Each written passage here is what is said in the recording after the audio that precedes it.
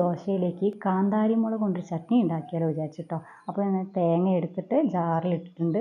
പിന്നെ അതിൻ്റെ കൂടെ ആവശ്യത്തിനുള്ള ഉപ്പും ഒരു കഷ്ണം ഇഞ്ചി പെട്ടെന്ന് അരിയാൻ ചെറിയ കഷ്ണങ്ങളാക്കി മുറിച്ചിട്ടുണ്ട്. പിന്നെ അതിൻ്റെ കൂടെ നമ്മുടെ കാന്താരിയും, നമുക്ക് പുളി വേണമെങ്കിൽ പുളിയും ചേർക്കാം കേട്ടോ.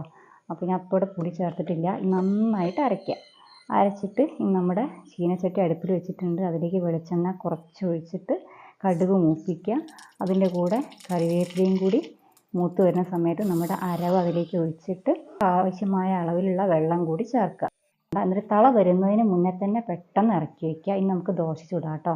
ദോശയിൽ ഞാൻ അരിമാവിൻ്റെ കൂടെ മുത്താറി ചേർക്കാറുണ്ട്. അതുകൊണ്ടാണ് ഈ കളർ ഇരിക്കുന്നത് കേട്ടോ. അരി ആട്ടുന്ന സമയത്ത് മുത്താറിയുടെ പൊടി ചേർത്താൽ മതി കേട്ടോ. അപ്പോൾ കുട്ടികൾക്കൊക്കെ കൊടുക്കാൻ വളരെ നല്ലതാണ്.